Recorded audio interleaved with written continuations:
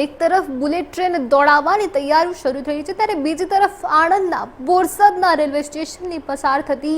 Vadodara Kathana train બંધ કરી દેવામાં આવતા રેલવે સ્ટેશન ખંડેરમાં ફેરવાઈ ગયું છે અને જેના કારણે નંદેસરી વડોદરા રોજગારી અર્થે જતા યુવાનોને છૂટકે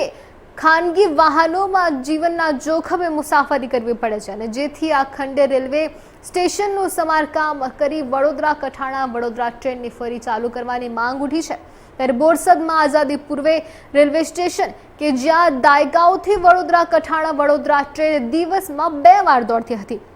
જેના કારણે બોરસદ તેમજ આસપાસના ભાદરણ, રાસ, સિસવા, કઠાણા તેમજ કાંઠગાળાના બેરોજગાર યુવાનો રોજગારી માટે નંદેસરી વડોદરાની કંપનીઓ ફેક્ટરીઓમાં નોકરી માટે અપડાઉન કરતા હતા, પરંતુ અત્યારે જે પ્રકારની માહિતી મળી રહી છે તે પ્રમાણે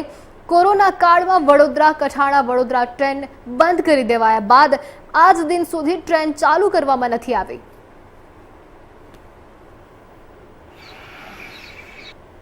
મારું નામ હિમાયત ખાન હિદાયતુલ્લા ખાન પઠાણ છે। હું બોરસદ નગરપાલિકા પૂર્વ કાઉન્સિલર છું।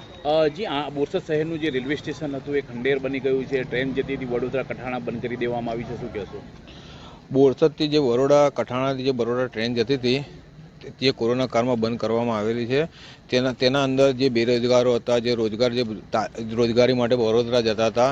નંદેસરી જતા હતા, તેના માટે બહુ લાભદાયક હતી। તેમાં અવર જવર કરતાં તેમને સસ્તું બી પડતું હતું અને ઘર સુધી આવવામાં બહુ શાંતિથી આવી જતા હતા। અત્યારે તેમને જવા આવવામાં બહુ ખૂબ જ તકલીફો પડે છે ને એ લોકો ખાનગી વાહનોમાં જાય છે અને ખાનગી વાહનોમાં જતા આવતા જવા આવવામાં એક્સિડન્ટનો ભય રહેલો છે અને એમને મોંઘું બી પડે છે। જો આ ટ્રેન ફરીથી ચાલુ કરવામાં આવે તો તેમને સરળ બી રહે ને એમનું જાનનું બી જોખમ ના રહે,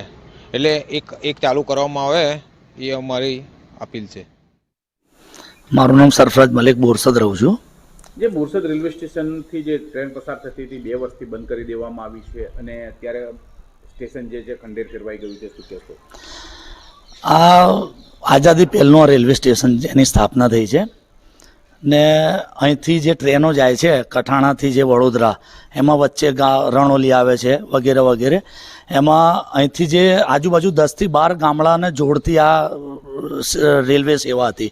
એમાં બંધ કોરોનાના કાળે બંધ થવાથી આ ટ્રેન બંધ થવાથી જે અપડાઉન કરતા લોકો છે, જેવી રીતે આઈટીઆઈ કરે છે, જેવી રીતે કંપનીઓમાં જોબ કરે છે, જેવી રીતે સરકારી કંપનીમાં જોબ કરે છે, પ્રાઇવેટ કંપનીમાં સરકારી જોબ કરે છે, એ લોકોને જે જવા માટેની સુવિધા હતી એ બંધ થઈ ગઈ। હવે બંધ થવાથી આ લોકોને હવે પ્રાઇવેટ ગાડીઓમાં જીવના જોખમે જવું પડે છે અને જવાની સાથે સાથે પૈસા પણ વધારે થાય છે, ફાઇનાન્સી પણ એમને તકલીફ પડી જાય છે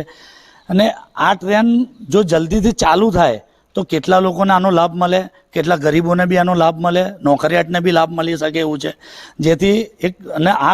બંધ થવાથી બીજું મોટું નુકસાન એ છે કે આખું ખંડેર હાલતમાં થઈ ગયું છે, આખું જે રેલવે સ્ટેશન છે એને આખી દશા બદલાઈ ગઈ છે। જેથી આ જલ્દી ગવર્મેન્ટ એના ઉપર ધ્યાન આપે